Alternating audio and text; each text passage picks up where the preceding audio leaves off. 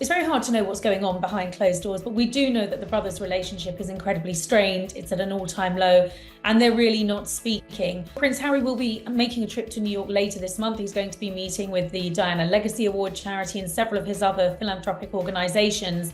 He's going to be spending more time in New York. There are important meetings to be had. There is a possibility with William and the Earthshot Prize that he could be in New York, possibly at the same time as Harry. I mean, the offices do not work together, so I think if there was to be any crossover, that would be purely coincidental, given that they attended the memorial service of a family member and were actually in the same room but didn't have a conversation. I think even if their trips were to overlap, and it's a big if, I really don't think in a city the size of New York it would be a problem. Of course, the last visit to the city ended up with controversy and more headlines when Harry and Meghan were involved in a car chase. Again, Harry complaining that he didn't have sufficient security. So this trip is already garnering publicity. I suppose that means that he is at risk in terms of his security. So it'll be interesting to see what the city lay on in terms of security and possibly what Harry's planning on doing from a private security perspective. But of course, security always paramount for him. With the holiday season approaching, big questions about where they're going to be spending Christmas holidays, with some reports surfacing that the Spencer family has extended an invitation.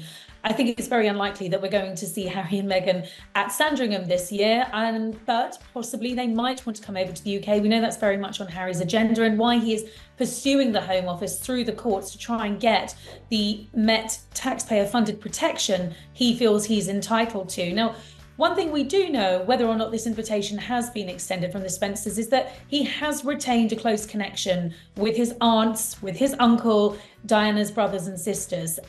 He has kept that connection up. He's in regular contact with them. And I think where relations have soured within his own immediate family, the Spencers have been keen to just make sure that there is always an open door into their family for Harry, Meghan and the family. But of course, the big question is whether Harry would feel safe enough coming over to the UK with his wife and his children in the first place. And I really think that without that Home Office funded protection that other working royals are entitled to, I can't see Harry bringing his family en masse over to Britain anytime soon. So we do know that we're going to see the Princess of Wales in November at the Cenotaph on Remembrance Sunday. She's very much wanting to be there to support the King and the royal family.